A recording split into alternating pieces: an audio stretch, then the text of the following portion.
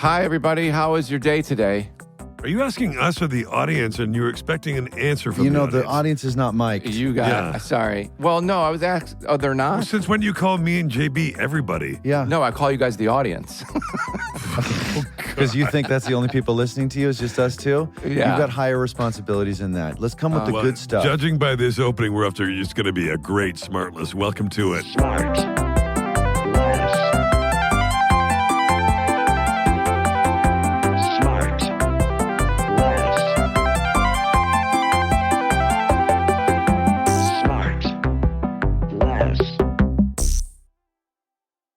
Sean, what's on your cap there? Is that a college? It's ISU, Illinois State University, where I have an honorary doctorate and a scholarship fund set up for people who want to go into music or the arts and acting and Are theater. they still accredited? I mean, after you got a diploma, I heard that after they give you a diploma that they were stripped of their power. That sounds like a real is that an online university? I still wear my sash to bed. Once they did an assessment of your intellect, they're like, we gave this guy a fucking diploma. Did you really go to ISU? I went to Illinois State University. Yeah, it's one of the greatest colleges ever. Okay. Well, hang on. Let's quickly Google that. Let's see how much. Because I don't think you're going to like for theater. results. For theater. By the way, you know who went theater. there? Me, Jane Lynch, Craig Robinson, and I were music majors together. I know. he's We've had been him on on the the show. We podcast. covered I know. We talked about that. We talked about it for like half an hour. Hey, Arnett, where'd you go to school? I didn't. I dropped out, man. No, but you No, did you go. You went to boarding school. You know where I went? I went to fucking Hard Knocks, dude. Oh, bro. The streets The Hard Knock Life with Annie. of Toronto. Yeah, the streets of Toronto. Did you go? You went to? Excuse me. Excuse me. You went Pardon to me. Sorry. additional voluntary school. I did for half a year. Half Yeah. a year. I know. I love that you call it Just made me- voluntary. No, actually, I should invert that. Voluntary additional school.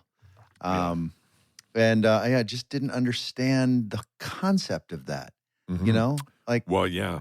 I mean, I now have an option to not go, so taking that option. sure. Doing a good joke. Yeah, sure. I'd love Well, sure, one. just ISU. jump in. I didn't realize that you were grabbing the reins here. We were just merrily going down a path, but and you're let's like, talk more about your school. "Nerd, Let's just go fucking okay. Let's talk more about your school. I didn't go. No, let's not. Here we go. Hold on. Ready? The best gift I ever received was a broken drum. You can't beat it. Okay, that's all right. That's okay. He doesn't claim these to be great jokes. Oh, They're I dad got a jokes. couple laughs in the background there.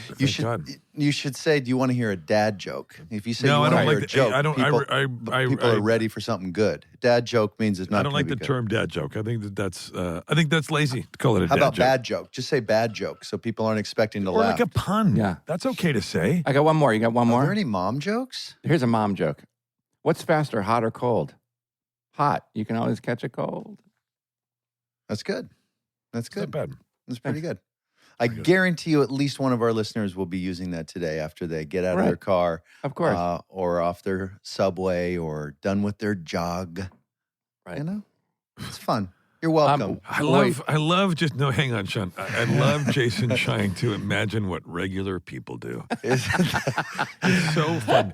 I They know. get on the subway and then they jog, and then they kiss their No. kids goodbye, walk outdoor, go to job, say hi, boss, office. Want to hear a joke? Want to hear a joke at water cooler with me. I love Succession too. And What are you watching? I'm also watching Succession. Are you watching it? I am also worried about saying that I don't like it. You're worried that you're saying I do like it. I'm just All right. making the joke. Not about Real Succession. Yeah. good Succession. opening patter, everybody. Did Let's everybody get on sleep to well? the- I slept really well. Patter's over. Let's get Oh, to our sorry. high-level guest. I slept Okay? really good, though. Did you? For the first, you wanna actually, sleep? that is worth a You want derail. to talk to us about your sleep? The guest is it's not going very to wait rare. for your sleep report. Well, it's very rare that he has good sleep. Before we get into it, it is true, Sean, and I'm happy for you. And there's nobody. We talk about it all the time. Right. Sean, yesterday morning, JB, Mm-hmm. Sean, I said to him, "Hey, you got a second? Let me know when you got a second." Like 7. I'm up at 6. I said, "Let me know when you got It a was second." like 7. It was at 7. He calls me, and I go, and I thought that he was back. You know his usual thing. He wakes up in the middle of the night, and then he goes back to bed at 6:30 until 10 is whatever. Yeah. And he was up, and he'd been up since 3:30.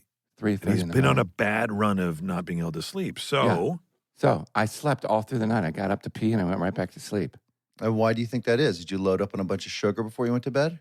I did a little bit, but because of yesterday, I think that what Will's talking about, I think I ran myself around in circles like a little child, being up at 3:30, and then I just crashed, and it made me sleep all night long. It was awesome. You nap. Boy, what a fucking story. I'll nap like I'll nap like I'll nap like 10 minutes. Anyway, so Good keep that going. we stopped for that. You were right, Will. Silly me. So today's happy. guest is so immensely accomplished. We're going to see Bateman's face. What a fucking story. I mean, God, who else slept through the whole night? Make sure you call in. Our lines are open, and love to hear about it. So our next guest is so accomplished and so universally loved. Okay, he's done everything. He's done television, film, theater. Wow. He's even got a Grammy, I believe. That's a lot. It's been comedy, it's been drama, it's been popcorn movies, it's been Academy movies. I just don't know what else to say about this fella except he's a new friend. Oh, Okay. Okay. We met online. And he is also a Capricorn. And no, he is a new friend that I'm very excited about. He swings a mean golf club. Whew. I thought you were going to say both. The way that started was he swings. I know. I was like, what? He'll take you where you want to go on the weekends, okay? Well, that's what I'm saying. But listen, I love him. He's here. Very kind of him to say yes, because this is a big shot. Ladies and gentlemen, Mr. Don Cheadle. Hello, Don. I love Don Cheadle. People, what's happening? Good Mr. morning. Don Cheadle's done You know what everything. I was trying to remember, Don? What is that great nickname that you were given because you're so smooth? I couldn't remember it. You told me this on the golf What course. was it? I think Kelly Slater said that was very Donchalant. Yeah. Donchalant. Is that a new nickname? That's really clever. I'm trying to put it out there. You know, I was going to try to trademark it, but I was unsuccessful. Donchalant is out there now. Just FYI, it's fully out there. And if you happen to run into Don Cheadle on the streets, just immediately Donchalant. Yeah. Let him know. Mr. Chalant. You can single gun it or double gun it.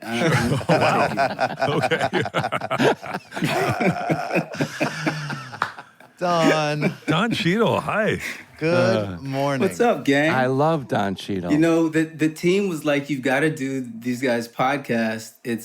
You're going to love them. I love all of you individually and collectively. Not as much when I sat through the banter. The early banter. It's like remember the joy that the Regis and Kathy Lee used to give you with that first 10 minutes of coffee patter, right? Yeah. That's what we're reaching for, Don. You know, no, it we're was on a our strong. way. It was a strong 6 minutes. Don, where are we finding you right now? Because and the reason I ask is because you look like you're either coming from or going to the golf course because you're wearing a zip up. But I want to say, which is surprising because you're so busy and rightfully so, because you fit in that category for me too, of people who are always good no matter what the project is. Yeah. You're so consistently awesome all the time. And Wait till you see this one. Well, it's going to take that down. I don't know. Scotty But I and appreciate that. Yeah, Scotty and I just watched just last week, not even knowing obviously that you were going to be on because you're Jason's guest. We watched Mission to Mars. I was in there. And I was like, there's Don again. And you're brilliant in it. Always. Because I'll watch anything sci-fi. I am picking up on surprise in Sean's voice, though, right? When he says, and you're brilliant. It was like, no. You were pretty good. No, I meant to Will's point. I didn't know you were an actor. You're And that you could grow facial hair. I thought it was only Jason who could do that. Oh, this is not really facial hair. This is disgusting. No, it was great. You're great. So, Don. I'm in Atlanta, Will, to answer your question. I'm in Atlanta. You're in Atlanta. And what's happening there in Atlanta? Working on something, no doubt? I'm working on something. It's a project called Fight Night. And I am in this wonderful project with who you guys had on the show, Kevin Hart, Sam Jackson, Yes. Taraji Henson, Yes. Terrence Howard. Wow. Yeah, it's it should be. I'm looking forward to it. I've shot one day, so I'm looking forward to. So you can still be fired. They can still easily reshoot one day at work. It's early enough. Yeah, so watch it. I've been replaced before. It wouldn't be the first time. No. Have you? No. I've been replaced before. Oh, I have. I didn't mean to bring up something painful. I love that Don's like, no, I haven't. Nope, Sorry, I was just kidding. Of course not. Mine was Why do you think I'm on your show? Mine was the cruelest, though, because I worked my nards off on this pilot. We shot the pilot. It went well, so I thought. And then, like, a couple of days before the big announcements happen about whether pilots are going to get picked up to go to series, I get a call from my agent saying, you are going to... good news, bad news. Good news is the show got picked up. And I said, unbelievable. He goes, here, let me finish. The bad news is that they're going to go a different direction with your character. And I said, okay. 2 days later, found out they're actually not picking up the show. So wow. It's just like the worst 48 hours. So good, right? bad, good. Well, Good, but I bad, could have good. been. I agree with Don. I could have been Good, bad, spared. good. I could have been spared all of it by just them saying, "Well, we're not picking up the show." Basically, we're all fired. But Are you instead, still with this agent? Yeah, that's a good yeah, idea. exactly. No. That's 3 or 4 ago. But it's good to know. I like it is personal a little bit because they were like, "Hey, we know the show's not getting picked up, but let's let Bateman know let's that kick him in even the if it teeth." did, he wasn't coming with." Yeah. In the event that this is going forward, not you. I've been fired too. Funny. I got fired off a pilot that went to series the year before we started Arrested Development. Oh, God bless. And had I not been, I would have been stuck on that show. Don, wait a second. So you're in Atlanta. You're doing this thing with Sam Jackson. Yeah. Are you potentially playing golf with Sam today? Sam has been on IR for a minute. I hope he comes off because I would love to. We used to play a lot, but What's IR? he's nursing an injury or two. Injured so reserve. fingers crossed. How's his game?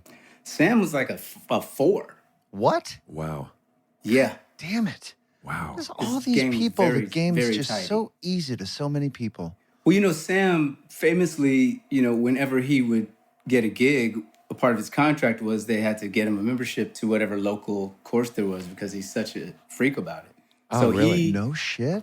Yeah, he played everywhere. I was like, you can do that? Sam also was, Mr. If you force me, you're bringing me $900 in cash in an envilope the next day like a drug deal. I was like, this dude's my hero. Yeah, that's By always the way, good. Jason, right now, you see, you look down. He's just gone on his phone, speed dial to CAA right now. And he's like, "What the fuck? What are I'm you guys?" about 12 country clubs short. Damn it. Yeah. Yeah.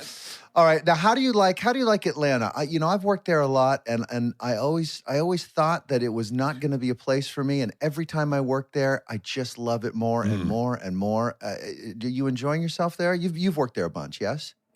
I've worked here a bunch because a lot of the Marvel stuff was here. Right. Yeah. Oh, right. And I've kind of been around it a little bit more. But this is probably the longest stretch that I'm going to be here. So I'm looking forward to getting up to the mountains and going to the lakes and just checking it all out. So I did a movie there a long time ago in Atlanta during the summer. Did you guys shoot all those Marvel movies in the summertime? Because you can't breathe. It's so hot.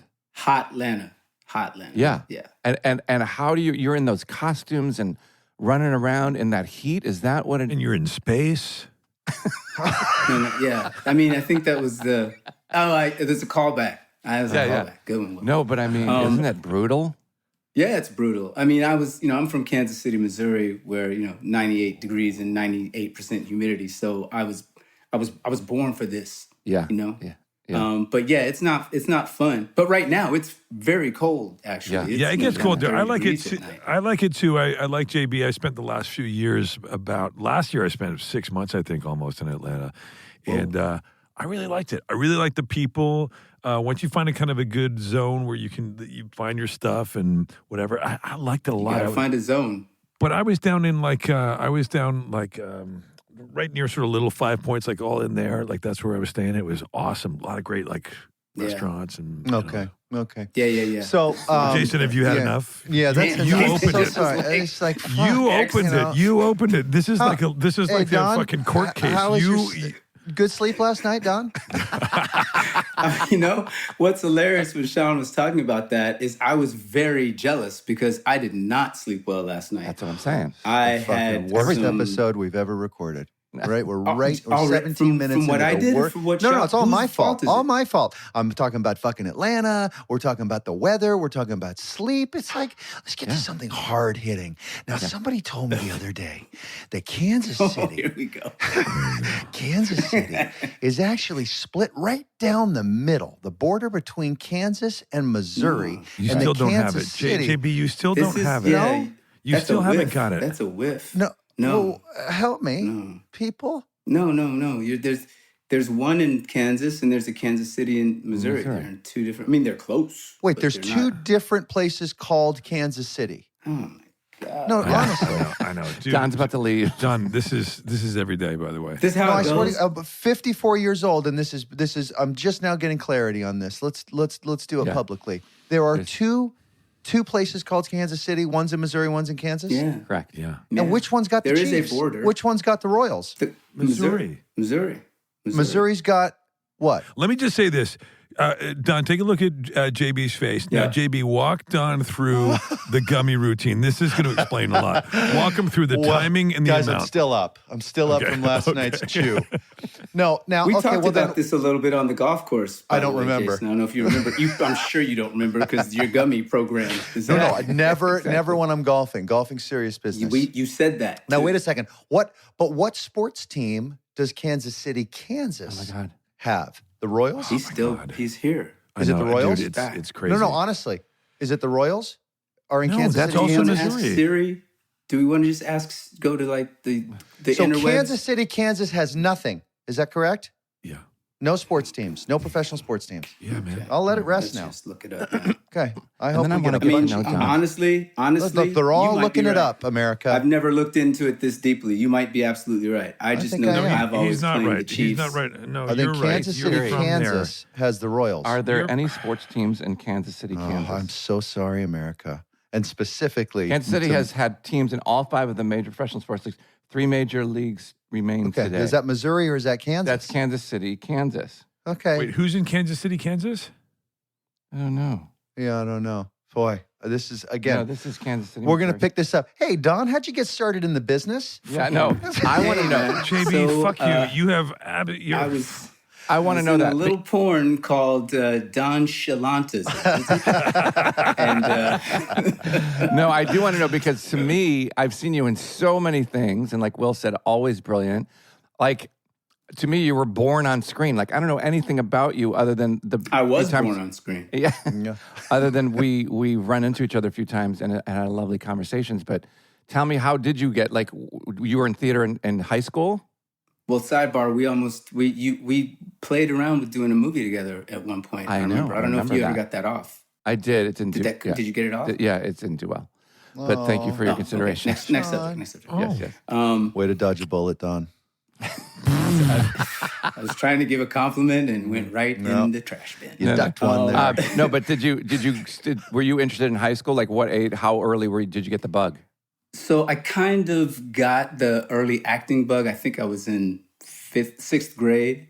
I was Templeton the Rat in a production of Charlotte's Web that was written about extensively in the Denver, Colorado periodicals. You can look it up. I'm sure it's still Sure, there. no. I don't have time. And I was the singled Rat. out. I'm just saying I was singled out. So The standout was the rat. yeah.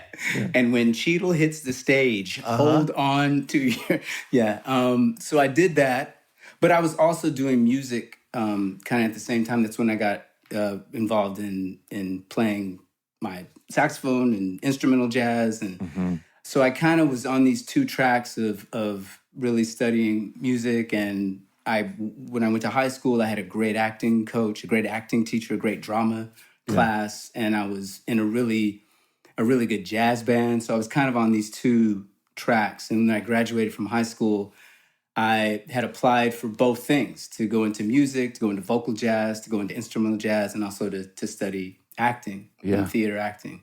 That's cool. And I got some scholarship money from a bunch of different places, and I kind of made... For acting or music or both?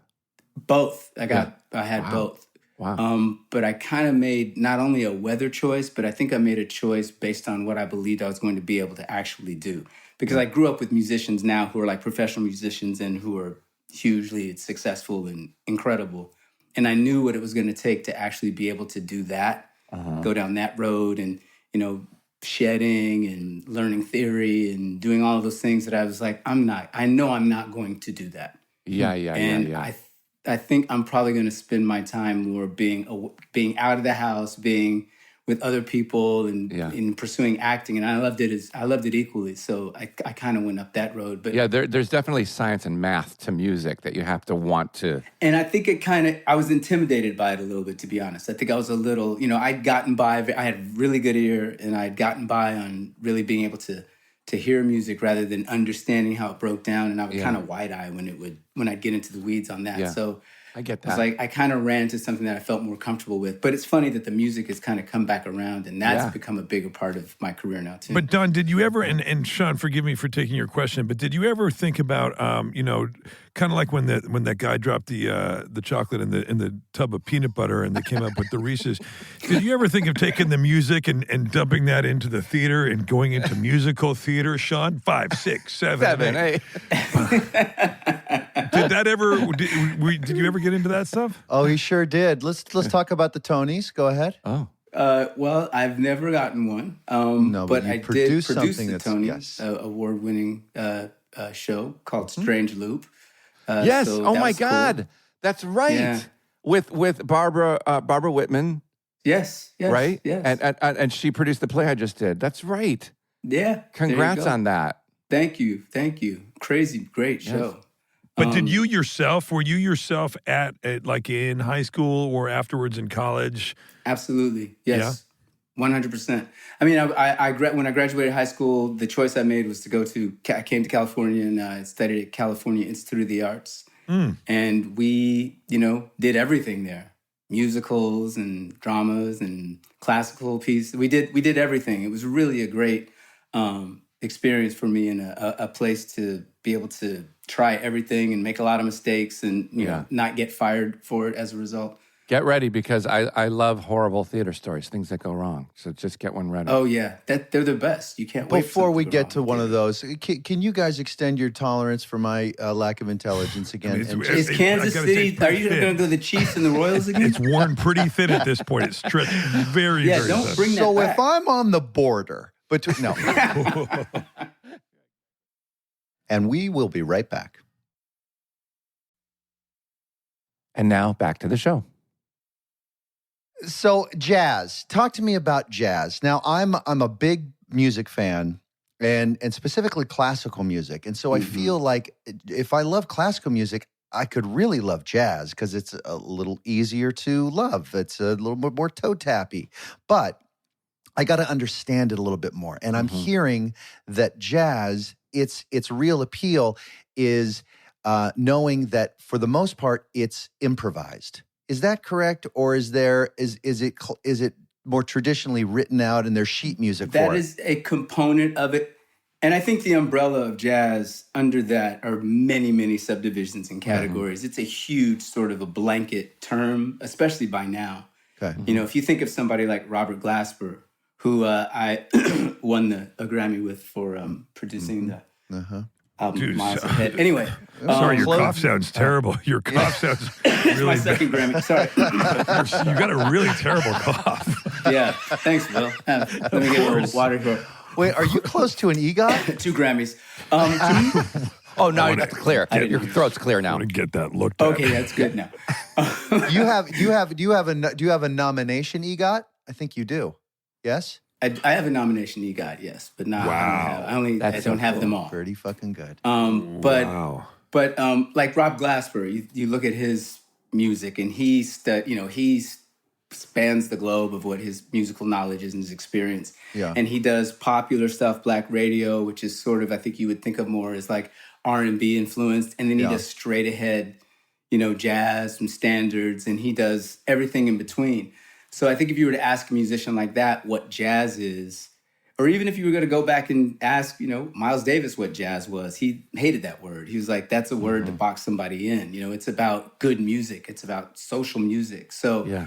I think there are different, like when I get in the car and, the driver taking you somewhere is like, let's put on some jazz. And he puts on smooth jazz. It's like, I want to shoot him. Yeah. I hate Right. it. I'm the same. Don, you have to forgive Jason because they don't do explanations of jazz on the Hollywood Reporter homepage, so that he wouldn't read it. But let me just say this: we did this bit in our show Flaked.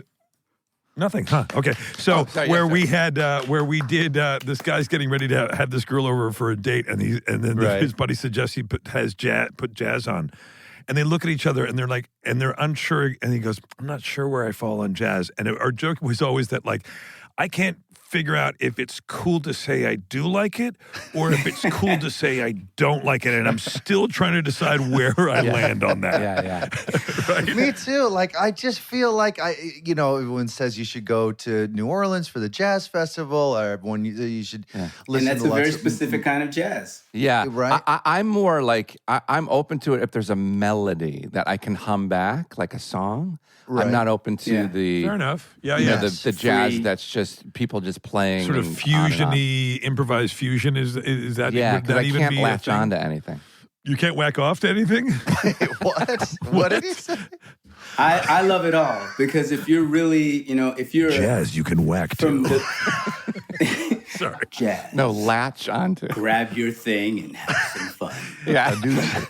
New channel. JB, you heard it. JB, you heard it too, right? The I same think way I that might did. have. Yeah. But so Don, you're learning the saxophone at an early age. That gets you into music. That's eventually you find an appreciation for Miles Davis, and then that project comes about. That was what was that? A documentary that you produced, or No, a movie, a film? Yeah. Yes, Yeah. you played him. Yes. Yes. We're not good journalists. Brilliantly. And I remember you telling me when I ran into you, you were working on that. You were so Some great. nominations or even some wins for that, I believe. Well, that was the Grammy that we got for the soundtrack, which is really cool. The album we put together with Rob Glassberg, he and I put that together. So that was really cool.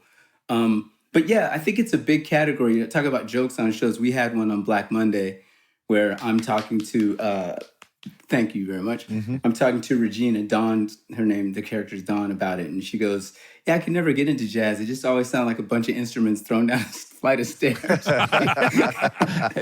Yeah. Now, in my incredible research, did you really work on the Fresh Prince? Funny enough, I did. I was on one of the first episodes of Fresh Prince, and I have a funny pilot firing story too. I love it. About a pilot that didn't go. So I did I think it was the second or third episode of the Fresh Prince where Will was still super green. He's like mouthing everyone's words, along with his. So he'd say his line, and then he's staring at you, and you'd say your line, and he.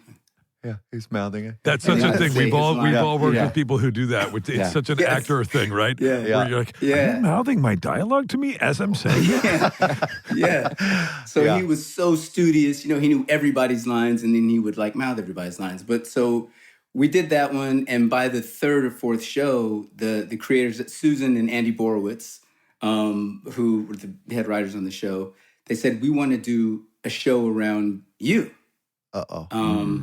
Not necessarily based on the character that you're playing on this, but we just want to do a show around you.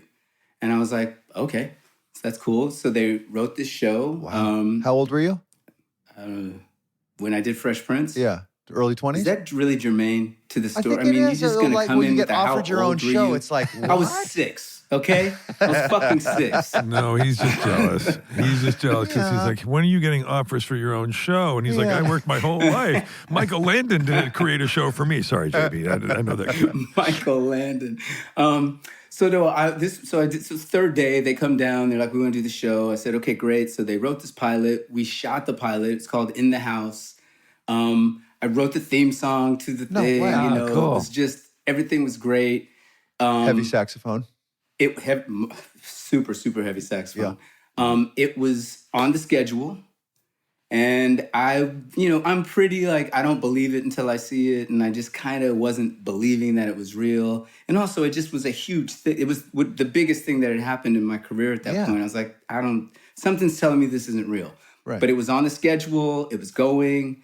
So like the day before, I got this fateful call. I gave my brother my car. I was like, hey, it's on. Take the car. I'm about to have this huge windfall. Yeah. I'm ready. And the next day I got a call and they said it's off the schedule. It was how old I was Brandon Tartikoff was still running NBC at that time. Okay, So we're late 80s. for everybody, I don't know if people are listening may not know. Yeah. Brandon, yeah. But when he stepped down and Warren Littlefield came in, he killed all the shows that were under Brandon, Warren. and that was one of them. That was one of the casualties. You know, Sean, you told me a story, and correct me if I'm wrong, about where you shot the pilot because they had mignonette sauce instead of cocktail sauce for your oysters. Is that true? And you guys were about to leave Van Nuys, and you were so mad. You shot because you're like, I hate mignonette sauce. I like cocktail sauce. And you shot the pilot and left him on the tarmac. But I spared the co-pilot. As a lesson, so he could live to tell the story to other pilots to get the sauces right. Now, all right. So now, Don, could you imagine if that show had taken off, became a big success? You would have been a big sitcom star. I wonder where your career would have gone. Yeah, and what I would was have thinking happened. the same thing. But even so, going back before that, was there another significant fork in the road, either where you grew up, like a fateful move to a certain city, or what your parents were doing or saying, or siblings, where you could have easily seen, oh, if I just simply gone right instead of left, I would be a veterinarian today, or I would be an architect today, or was there a fork that That's such a good question. Thank you. I mean, it's crazy that my fallback was music. Like, if this acting thing doesn't work out, I'll be a jazz musician. That'll get me there. Yeah. It's like, so, I mean, that's where I was trending. That's what I wanted to do. And quite honestly, there's still no greater pleasure that I have, in any sort of performance capacity than being with musicians and creating music. Really. That's, to me, the highest. I love it. It is. Cool. It really is. I think because of, as you were talking about improvisation, that you're creating things spontaneously. I don't know what it's doing biochemically to you, but I'm sure if you have electrodes on and, they were testing you, you're getting dopamine hits that are just through the roof because it's just so alive. Yeah. And it necessitates this connection with these fellow, pardon the term, artists that you're kind of communicating without speaking, and there's a handoff and a yes and thing. You get that also in acting, but you do. And there's also that thing you do when you perform live, when you also get that when you get that feedback from an audience when you're on stage, and you get that thing, and it starts to inform you a little bit. Yeah. They become part of your creative process because you get juice from that, I think. Yeah, absolutely. You do. Yeah. And it transcends language, and it transcends, the English, Spanish. We can all speak this language, and there's a big unifying thing that it does that's just like beyond. I had the same thing, Don. I always had music to fall back on should the the acting thing, and I still have the music to fall back on if the acting thing doesn't work out. But I always thought my fallback was going to be, I'll just be a pop star. You can sing your ass off, so you had a shot. Well, no, but let's play when it. I was younger, just play it? Could just play him a little bit of it right now. We do this every once in a while, Don. Sean. Now, Don, Bennett's going to find it for us. He's going to play it before Don leaves. Bennett or Rob are going to play. Drop that needle, Bennett. Hey, Don, do you have a place where you go? Like Woody Allen famously took his clarinet out, I don't know, once a week or whatever, and that's not not a euphemism. Oh, nice. Not a euphemism. Right in there, Will. But you're the best. You're my new favorite guy on the podcast. Do you have a place where you go whip out your sax and go play it? Fucking hang on, man. I just said Will got that one. You don't have to jump on top of Will's thing. I'm trying to piggyback on that. Hey, you hear what I did? Jump on top of Will's thing? I'm tripling up on it. Your turn, Sean. Get in there. Ooh, that was a good one, too. I'll take it all. Do you have... I'll take it all. There it is. Do you have a band that you play with or a jazz club that you go to every once in a while? No, and I've been like bouncing around on different. So I played the sax, and then I didn't do that. When I went to Cal Arts, it was kind of like a conservatory. The amount of time that you had to spend on all that, there was no time really to do anything but theater and voice and movement and dance and all that stuff. So I just kind of dropped it, and then I was in New York doing a play, and I walked by a pawn shop, and I saw this beautiful tenor sax, and I was like, I'm gonna pick it back up again. I'm going to see if I have any facility because, you know, you lose your embouchure, you lose that musculature to be able to play it. It's hard to get it back. So I started playing it again. It sounded terrible. I was like, no, just hang out and just like stay with it. So I started doing that. And then I took a gig, actually, the Rat Pack movie and playing Sammy Davis Jr., who played drums and played trumpet and, you know, gun twirled and could play piano. Yeah. And so I kind of went back to school again, having having lessons from all of these teachers to learn how to do all these different things. Wow. And that's when I started trying to pick up the trumpet, which became something that I didn't know I was gonna need later when I did the Miles Davis thing. So I've been playing bass more than anything lately and piano more than anything lately. That's great. And I haven't gone back to the sax. I bought a really beautiful brand new sax and let this dude play it, and he just recorded an album with it. And it's like, so it's always in the periphery somewhere, but I haven't, you know, I think the most amazing experience I had in musical experience in the last couple of years was Rob Glasper was he was recording something. He said, hey, come by, come listen. And I said, yeah, keep a track open because I'm going to bring the bass and I'm just going to, like, you know, kill you guys with some shit. So just keep the track open. And I was completely joking. And so I came over and I listened to him for a while and he goes, okay, here's the bass. Let's go. I said, no. I was joking. I don't want to play. He's like, oh no, you're going to play. And it became sort of like, you know, trial by fire. And I don't play like that. But when you play with great musicians, you know that they lift you up. Yeah. And it's just like acting. So I wish I could find that. Yeah. People who lift me up. It's fucking unbelievable. I'm just dragging these two. These guys. Don, you seem to be like so great at surrounding your life with the things that mean, you know, have great value to you. Music, acting, family. You always seem to be in a great mood too. Like golf. Yeah. How do you do that? How do you, for people who don't know how to do that, where they're like, I'm in this rut, like, to us, we've all found the thing that we love to do or things we love to do. Yeah. How did you learn how to gravitate towards the good versus the bad? You know, the things that are good for you, the things that fill your soul. This is a question. This is a question. This is an interviewer, Will. This is somebody who knows how to shape a question, okay? Sorry. Go ahead, Don. I love the commentary. I'm just here for the pot shots from the sideline, man. You know that. Will's killing, and you're killing the pot shots from the sideline, by the way. I appreciate it, man. Yeah. Don't encourage him. I honestly have to attribute a lot of it to my upbringing. I was very fortunate to have, and people get to it however they get to it. You know, I was very fortunate to have really solid parents, you know, really sort of, you know, corny, traditional picket fence, the 3.5 kids and a dog and the whole thing. I really was able to grow up like that with parents that never dissuaded me from going after what I wanted to go after. That's great. I think it was, you know, really fortunate that my mom was sort of a frustrated, you know, performer, a frustrated singer. So when I wanted to be an actor, she was like, yes, go after that. Do you have an older sibling that knocked the crap out of you when you got too big? Yeah, well, she's a girl, so I took advantage of the different muscles. You know, I was stronger than her. And then we moved into weapons, and that's when it was like, she's leveled the playing field, so we got to chill out, and that's when we stopped fighting.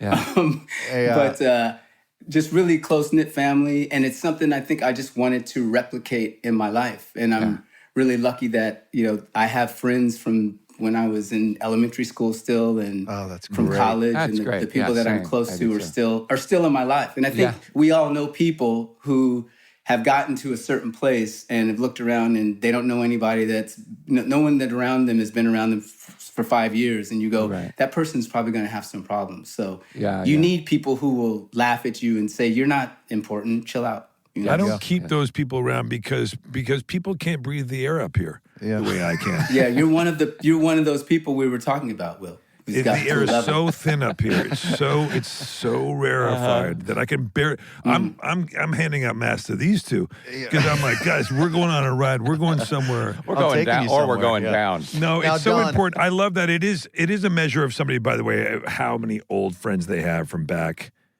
in the day, and I think I'm with you on that. I think it's really great. I've got a lot of my old buddies too. Now, Don, I got a question here.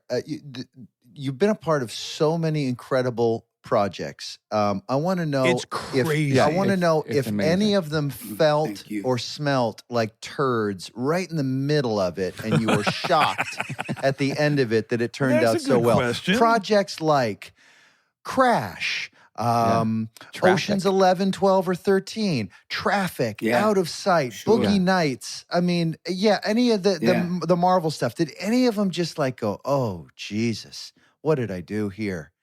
I think I've had the opposite where I'm like, this thing's going to crush. And then it comes out and I'm like, ooh, Yeah. not Yeah, so yeah. much. Not so much. Right. I mean, we don't know, right? You just go in with, your best, you've made the best decision you could and you go in and throw everything into it. And then sometimes it works out and sometimes it doesn't. But I've never, I've always believed that the thing I've said yes to has value and it's going to be good and the experiences. And then it turns into being what it's going to be. I've been really fortunate to have really, really great experiences. I've had very few experiences where it's a toxic set and people are horrible. I've just been very, very, the things I've gravitated toward have gotten made, and I've just been very, very fortunate. I've had a very blessed career. You've clearly got a nice connection going with Steven Soderbergh, yeah? Yeah. I heard the set of Chernobyl was toxic. Nice, Will. Hey, Nice. Yeah, That's a great show. by the way. But you and great show. you and Great show. Soderbergh have a great rhythm going. Yeah, you see working with him again in the future, probably. Yes, of course, right? Yeah, I mean, we have stuff.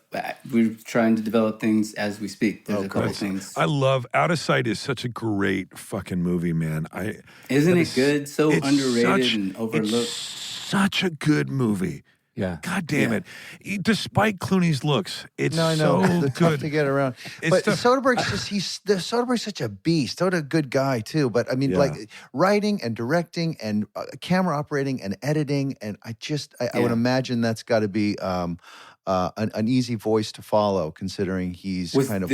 are you trying to dovetail into you? Because that's No. what you're doing That's now? what I'd like to do. But, I'd like to be but as can good I as him. take a minute to honestly actually? Yeah. Here we go. Spike it. He served it up. You might There as well you spike go. it. Guys, take a second. I do want to spike it.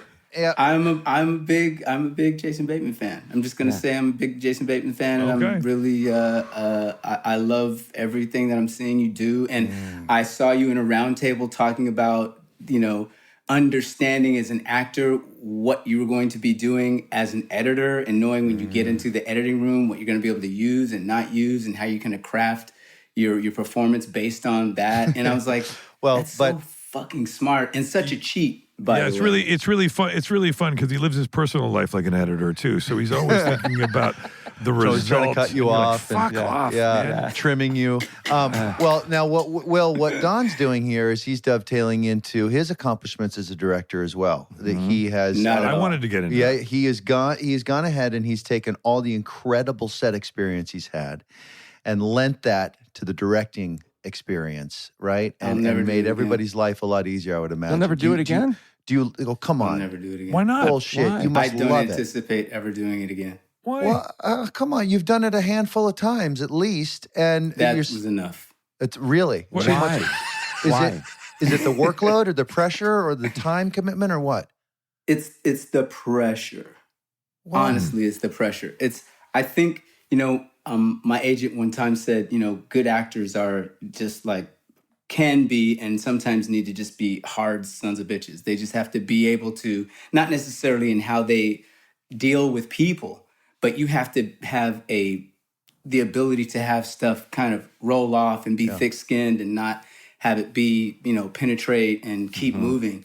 And I think I'm more like sort of bandied about by the things that happen and the things I wasn't able to get. And I just, and it's something that I'm learned about myself going through that experience. I'm like, oh, well, I'm a lot more porous in that regard than I thought I was. As an actor, you can ignore a lot of drama or problems or complications with the production. And you just kind of sit in your trailer and then someone else will figure it out. As a director, you can't hide from anything. None of it. Yeah. We'll be right back.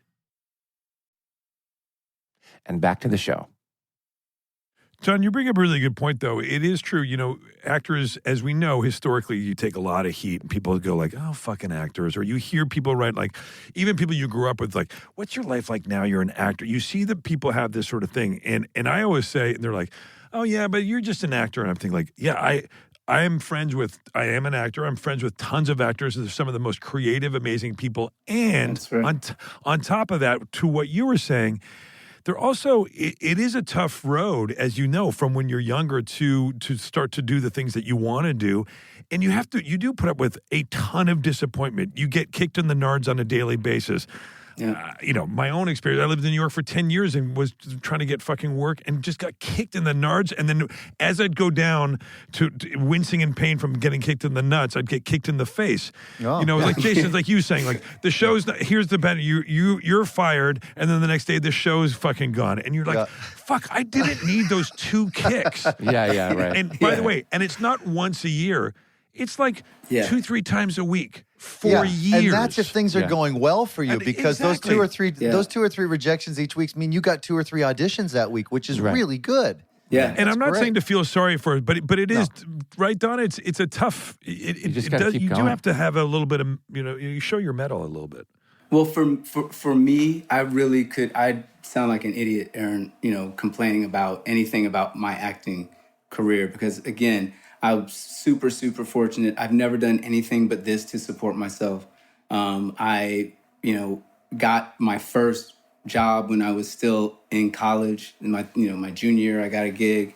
I did get fired from a job. That was actually the first job. I got an AT&T commercial where a kid was supposed to be on the phone and sort of trying to dodge the questions that his mom was asking because he was not doing so well. She goes, "How are your grades?" And he's like, "My grades? I can't hear you. This connection is bad." She's like, "No, I can hear you great." And it was AT&T. You can't fake the funk. It was like one of those things. So I was I was going out of the door to do this audition, and the phone rang in the hallway, and I just kind of knew it was for me. And I picked it up, and it was my agent. She goes, "Don, bad news. They're not going to use you in the spot." I was like, "What? Why?" She goes, "They don't want to portray a black kid as failing out of college." I was like, so they're going to give a white kid my job? Wow, the irony of that. That is crazy. That's what's going to happen. So that I actually did get fired from a job I got. That was the first one. But for me, the acting thing has been, like I said, I've been very blessed, very fortunate. But the directing part of it, it's really just, it's been these particular experiences I've had, not when I've directed my show. That's a little bit more of a comfort zone, a little bit more support I've had, and a little bit more resources and people to rely on. But, we made Miles Ahead for $8.5 million in a town that had, only done one other movie before that, where we would show up and there was like no redundancy in the departments, We'd have 2 cameras and only 1 cameraman. I'd be like, "Where's Phil?" It's like, "Oh, he took a commercial in Dayton." Exactly. Coming in one day, and I was like, we had her in the scene. She's like, "Yeah, she didn't want to come today." I'm like, "But she's in the scene." They're like, she doesn't want to come. So I'm like, put this woman in the dress, turn her back to the camera. Like every day it was something like that. Always solving problems. But the problems that didn't make sense, like the fire alarm going off, and then the actual fireman coming in while we're shooting the scene. And so, I guess we'll shoot this MOS and just mime all these things. We'll do it in post. I get, just every day it was something like that. My wife came out to see me and she said, "You can't do this anymore. I lost weight." It was just, just bad. So I have a lot of scar tissue. So maybe if I get, some sort of procedure where I can scrape that off, I'll try it again. For the emotional scars. I have a question just about your acting style and approach, because when I first saw Ocean's 11, and which you were brilliant in, I'm not making this up, like halfway through the movie, because of your accent, I was like, "Oh, wait, is that Don Cheadle?" Like, you didn't do anything to your appearance. You just changed your kind of way. I don't know how to describe it. And it's amazing what just an accent can do. How did you find the trust to do that? Why that character like that? And how do you do that, like in any character you approach? It was written like that, and I was going to change it. And my manager at that point said, there aren't black British people? I was like, oh, I mean, yeah. She's like, so why don't you just do it as how it's written? And I was like, yeah, fuck. Oh, so it was written I'll as try that. it. And so while I'm in my trailer with, a vocal coach, a speech coach, going over like diphthongs and schwas and stuff, they're out playing basketball. I'm like sitting in my trailer watching them play poker and have fun. And I'm like, no, this word, no, no, no, Sean, stand up. Sean, stand up real quick. Sean's wearing a diphthong. Let's stand up real quick. Oh, that's nice. That's a nice diphthong.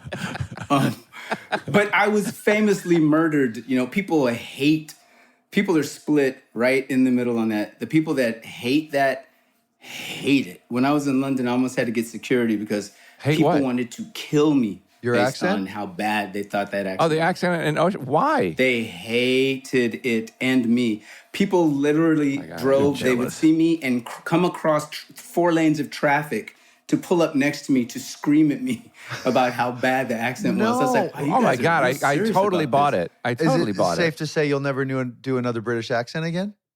Ding, ding, ding, ding, ding. Yeah, doing an accent, I believe that would be it takes a lot very, of guts. very tough for me because you're acting twice, right? You got to do performance and you got to do the accent. And somehow. So would you make them pay twice, Jay? I know Jay very well. Would you make them pay twice? I would like to. I would like to. What are you going to say, Don?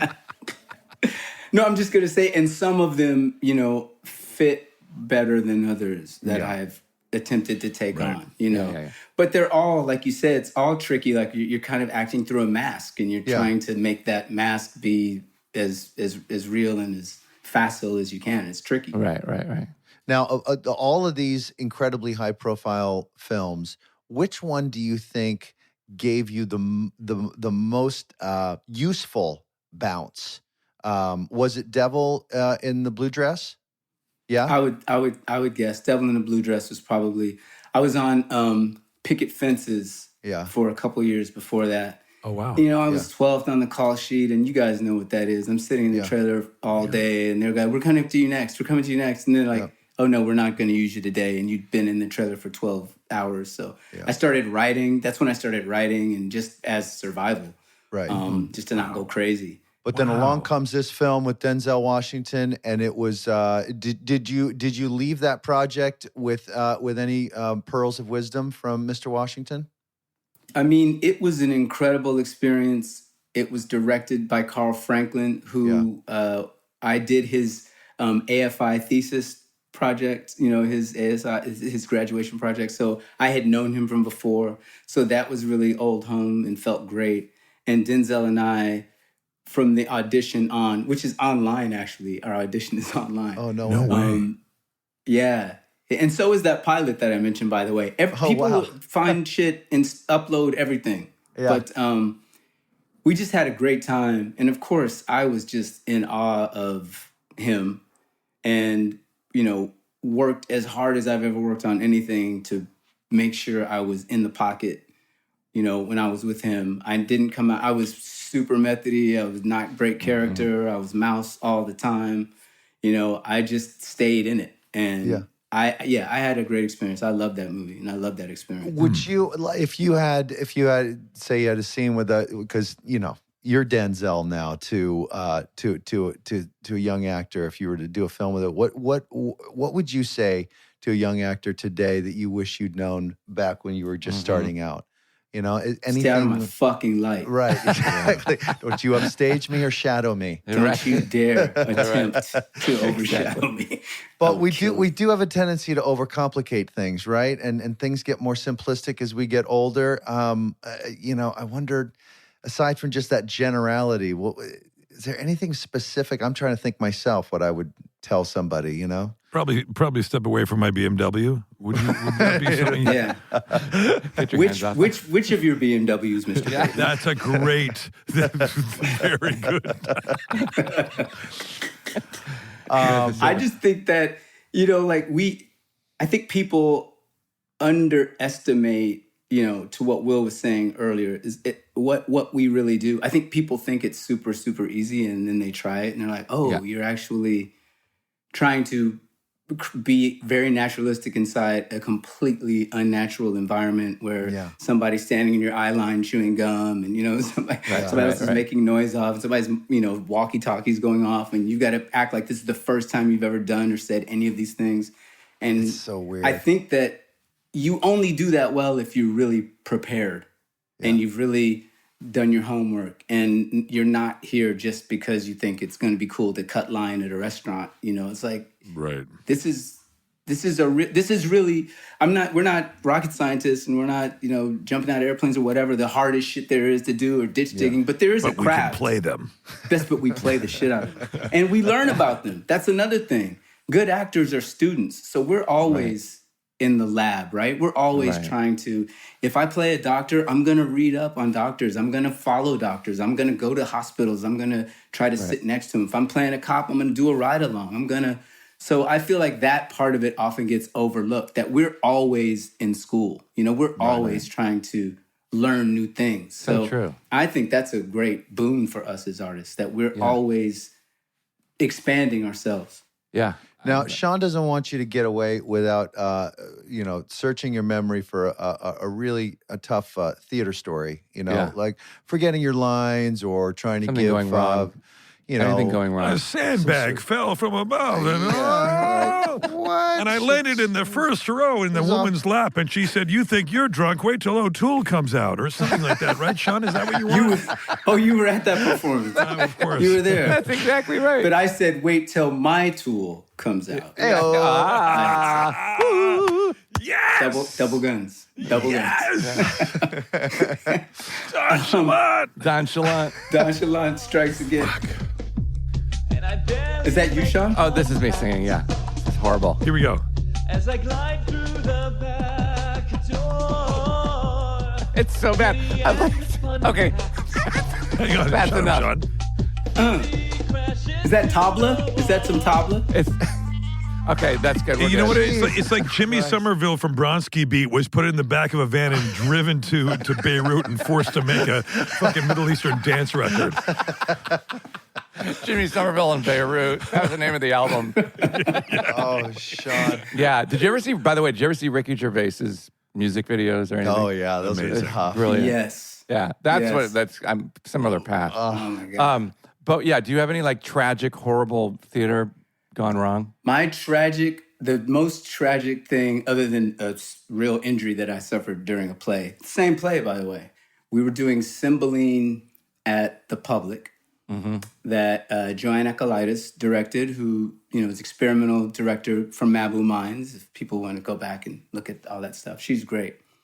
But we had an actor, Stefan Schnabel, who played the doctor in this play. And, it's kind of a stereotypical Shakespeare fifth act wrap up where one character knows everything that happened in the play. Like, you're his niece, and she actually has the potion. Right. And this king knew him as like they unwrapped the whole thing, and we're all on stage going, oh, that's how I did that. So he had this last, speech that he had to give. Stefan was, I think, 98 at the time. Uh-oh. Wow. So it comes time for him to wrap this up, and he goes up. Forgets his lines. Yeah, forgets his line. Goes up, forgets his lines for those who want the theater vernacular. Yeah. And he starts stammering and making up words and basically just sort of like trouble. Standing in place and teetering. And you can't give somebody in Shakespeare, it's not, we're not doing something naturalistic. You can't come up with you could try to come up with some iambic pentameter and like slip a line in there to help him along the way. But it went on so long that first the audience sort of laughed and then realized, it's not a bit, and stopped laughing. And then the other half of the audience laughed, and then half the audience shushed that part of the audience that laughed. Yeah. And then the actors on stage kind of were starting to laugh, those two that would start to laugh, and everyone's like, shut the fuck up. And then everybody stops laughing, and he's still kind of trying to pull it off. He doesn't think anyone's noticed. Trying to pull it off. This went on for probably 2 minutes. You know how long 2 minutes is? Yeah. You guys have died for 2 minutes for sure. collectively on this show. Oh, for yeah. 100%. Yeah, it feels like a long time. Yeah, But it's a long time. And she finally, says it's not. Joan Cusack, who was the lead in it, who played Cymbeline, just finally just started saying his lines. She just couldn't take it anymore. Yeah, just and took he over. kind of revved up and got through it, and then got off stage and he said, "I want to kill myself. Yeah. I have to quit. Yeah, I I'll know never the want to You're like, act you're again." 98. There's no point. Sorry. Yeah, you're gonna be dead soon, I guess, is what Joan said, to try to bolster his ego. Good Lord, yeah. That's the scariest thing in the Wow. world. Fuck. It was really sad. Going up in your dialogue like that on stage. scariest thing in the there's- world. Right? There's just Yeah, nothing. you don't need that crap at 98. There's nowhere to hide. yeah. Yeah, there's nowhere to hide. Right. But now, Don, you're like one of the sweetest people ever. What pisses you off? Because I can't, the few times I've met you, even today, you're always just very in the middle, very cool, calm, collected. Gummy, is there gummy some program. What's that? I said I'm on that gummy program. Yeah. Yeah. I bet he's not happy when he blades a bunker shot, right? You hit that ball right in the belly coming out of the sand trap. It's just, you're never That's happy. what pisses you off. Yeah. Immediately, but then I kind of let it go, I think stupidity without any desire to not be stupid pisses me off. I don't mind if you're stupid. People can be stupid. But when are incurious and don't want to actually look under the stupidity and see where that stupidity Or is better coming from, themselves. Yeah. that kind of pisses me. And, as we can see, it's incredibly dangerous. And, Yes. we're Amen. in a sweet spot of stupidity right now for a lot of people. And Would that extend across all sort of areas, that sort of stupidity, like whether it's history or language or just geography, even basic geography of states and cities within the country that we live? Uh-oh. And Uh-oh. like no, if I'm people just didn't know where a city was. yeah, and like where they a don't know team what a was. city is. It's been explained to them like Feels like five times. This feels like and a shot. This is definitely, hey, No. Sean, I Sean? think Will's just trying to use it's a kind of general. example. This is very general. I'm just trying to get a general sense of what Yeah, time. because Sean, remember earlier in the show, and I had a problem with Kansas Well, City? ignorance isn't stupidity. Ignorance is anyone can be ignorant. That's true. Anybody can be ignorant. Thank you, Jason. So, Don, honestly, you've been a dream. You're just you're such a cool guy. We've never hung out. We threatened once. I was on Joey Russo wanted me to get into football fantasy league, and I said no. And Joe said, "Well, just stay in the chat and talk shit, even though you don't want to play." And I did for about 6 months, I think. Really? Yeah, you were in there. It was great. Don and Pratt and Joe, and yeah, it was fun. It was a I lot didn't like this, just like pot shots from the Yep. side. It was a lot of pot there's shots. Will. Well, Will, you and Don should go out and play some golf while I'm on my golf hiatus, and then I'll rejoin Wait a you minute. guys in the end of fall. What happened? Why are you on a hiatus? I got some He's work. on a hiatus because he's working. He shot an even par 70. But 2 weeks ago. But who cares, really? It's not a big deal. But listen, thank you for joining us today, Don. Don, will you make me this pledge when you come back that you and I will play? Can we do that? Can we say that'll happen? 100%. Okay, great. He's the absolute Sean, greatest. do you play? This should be the foursome. I always say I could drive the cart. He loves to drive the cart. It's a date. It's so much fun. We get him a soda. We get him like a float, like a root beer float, and he No, drives Donnie, the cart. next time you're A soda. Sometimes We a get him Shirley Temple, soda. but it's a lot of sugar. It's a lot. that sounds so He's very good, by the way. groggy, and by the 17th hole, he's kind of irritable, a little grumpy. Guys, it's good. Just pick it up. We got to go. That's totally me. Love you, Don. Thank you for saying yes. Yeah, love you, pal. Enjoy the rest of your man. day Yeah, down good there to in see you. Atlanta. And say hi to our friend, Mr. Hart, please. I will. Thanks, guys. Great seeing you today. God, you, great to Don. see you, dude. Thank you, Don. Bye, buddy. Yep. I love Donchalant. It's so good. JB, what a great Yeah. great He's guest. the best. God, I love that Don't your dude. shoulders just drop when you're talking to him? Yes. Yeah, he's Right? cool. Yeah. I mean, he's He's just, such a I he's can't even another one of form those words. mega talent. He falls into that category. Mega talent. And universally loved. And we say this all the time. It seems like the people who work all the time also have Happen to be wonderful great people. personalities. Yeah, I agree. Like they're Yeah. Well, yeah, kind because and Jamie, generous. you're a director. It's big part of your career now and your life. And when you're deciding between, you have a lot of options to do stuff with a lot of different people. And part of the calculus, I imagine, is who do I want to spend the next 4 months with? It's huge. For sure. And it's before I even start to get excited about the idea of them coming on. And that's cast or crew. I'll do Zooms with people that I may not even see on the set. And I just need to know that they're not going to, wreck it with their not being nice people. It's important. Yeah. But he's amazing. Well, I could have just gone on forever and ever. We didn't get to much of anything, which is what we do on this show.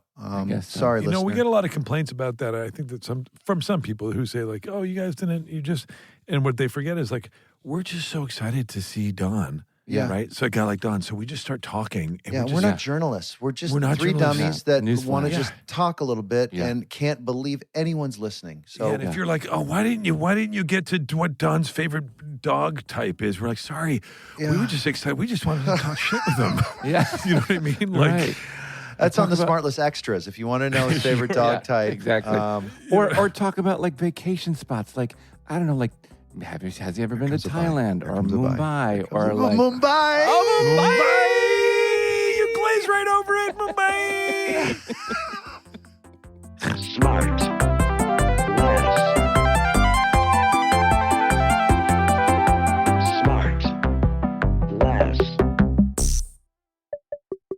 SmartLess is 100% organic and artisanally handcrafted by Rob Armjarv, Bennett Barbaco, and Michael Granteri. SmartLess.